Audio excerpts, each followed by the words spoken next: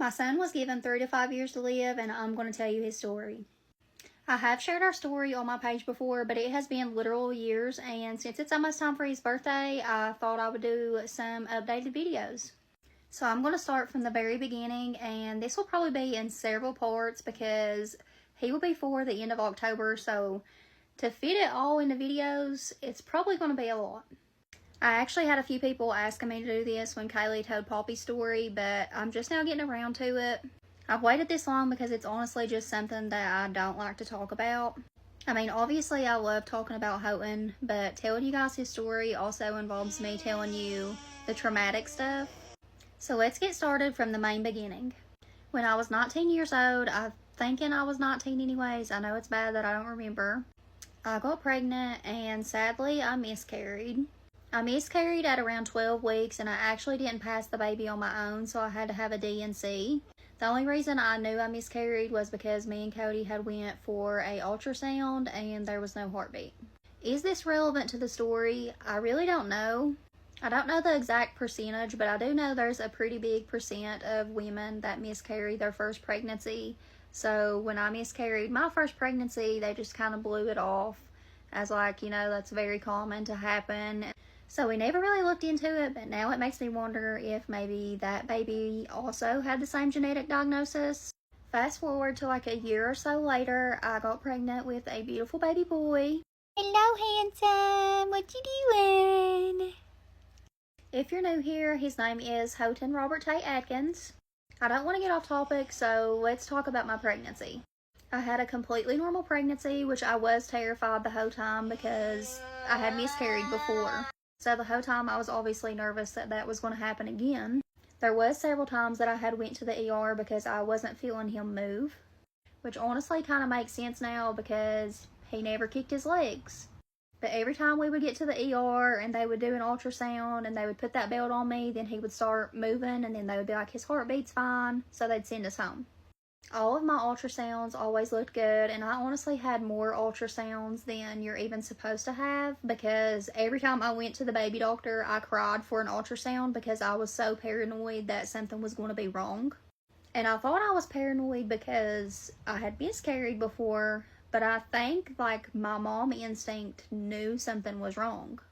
I know you have crazy dreams when you're pregnant, but I literally would dream the craziest things was wrong with him. Like, I dreamed several times that he had like 12 toes, and I don't know if that was like a sign that, you know, he wasn't going to be moving his legs and stuff. I don't know. I literally dreamed he had herpes. And y'all, I do not have herpes, so I don't know where that came from. My anatomy scan was good. They said everything looked good. I never really had any complications at all. He always measured like where he was supposed to be, I guess. So yeah, we thought we were having a perfectly healthy little boy. And I mean, he is perfect, but I obviously wish he didn't have this disorder. So back to being pregnant, I was 40 weeks in one day and there was no sign of me going on my own. So we decided for me to be induced. So I was 40 weeks in one day when I gave birth. I had a really great labor and delivery experience. He was born perfect. I mean, we thought he was fine. He was 6 pounds and 14 ounces and 19 and a half inches long. I mean, he was beautiful. He was perfect. I mean, he just seemed, he was healthy. He was a normal baby. I hate to say normal. I guess I should say neurotypical. So we didn't have to stay any extra days in the hospital. I forget how many days it even is now. Like, it's really fast, like 24 hours, I think. Like, after I had him, I was like, dang, you're sending me home already? And they was like, yeah, get out.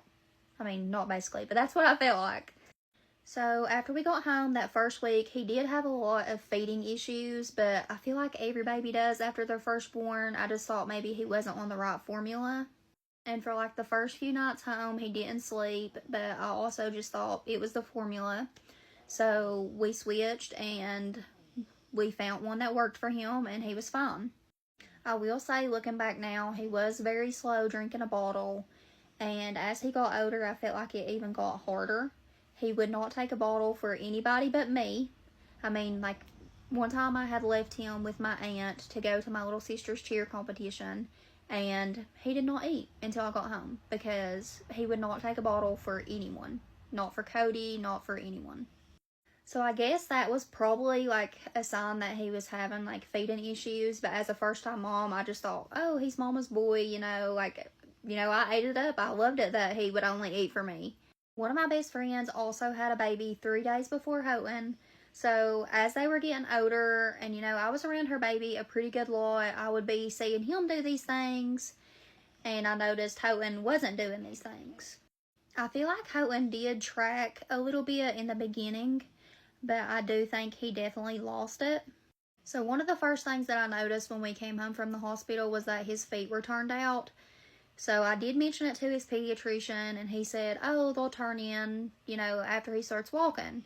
So he just kind of brushed me off. Well, then I noticed my friend's baby was always kicking his legs and stuff like that, and Houghton would kick his, but it was like barely. And he could never like bring him all the way up to his mouth or, just like technically like a milestone for a baby. He never done that. So I told his pediatrician, hey, he doesn't really move his legs. So he was like, well, he maybe has low muscle tone. Also around this time, I told him, hey, he's not tracking with his eyes. Like, he was pretty young at this point. I wish I would have wrote everything down. But, at that time, I didn't know what I was getting into. I did not know he was going to have this big diagnosis. So I told him he wasn't tracking. He shined a little light in his eyes, and he was like, no, his eyes are good. They seem good. I will say I do not feel like he was completely blind then, because I have videos of him smiling at me, just me making faces. So obviously he could see something. This video is already getting super long, so I'm going to try to wrap it up a little bit and then I'll do more parts. So birth to 3 started coming, and then we also have this thing in our county that's I think it's called Parents as Teachers. So she comes out to our house, and she was actually a family friend. So she basically told me, hey, I think he's blind. And at this point, I was upset. And now looking back, I know she was just telling me because no one else was going to. His pediatrician wasn't doing anything. So I knew she done it because she knew where we live. The doctors were not going to do anything for him if she did not say anything. So I'm so thankful for her now, and she watches my TikToks. And I'm not going to say your name, but we love you, always. Even if I hated you at the time. But, as a first-time mom, you hear, not even as a first-time mom, just as a mom, you don't want to hear your kid is blind. But I remember talking to my dad and just being like, no, they're, she's just crazy. She don't know. Well, right after she had told me that, I think birth to 3 had started coming, and they basically told me the same thing. They also told me they thought he needed a helmet because his head was super flat in the back and kind of how do I describe it? I don't want to say lopsided. What is the word I'm looking for? I don't know, but his head just wasn't rounded correctly, if that makes sense. So I think birth to 3 had referred us to get AFOs and a helmet, and we did. So I'm going to back up a little bit because I feel like this came first before he got the AFOs. So around 6 months, I walked into the pediatrician's office and I said, I want referred here, here, and here, and if you can't do that, I'll find another pediatrician. So I was asking to see an ophthalmologist for his eyes. I was asking to see a neurologist and was hoping to get an MRI on his brain. And at this point, I was asking for that because he wasn't kicking his legs. So I thought, that would kind of show something. And then there was something else. Oh, I think I asked him to refer us to the orthotist, but I think birth to 3 actually ended up doing it anyways. So yeah, we got referred to all these places. Come back for part 2. Feel free to ask any questions and I'll try my best to answer them. Say goodbye. Goodbye. It is his bedtime, but good night, y'all. We love you. Also, I don't want to keep making all of these parts if y'all are interested, so let me know if you are and if you do want to hear the rest of the story.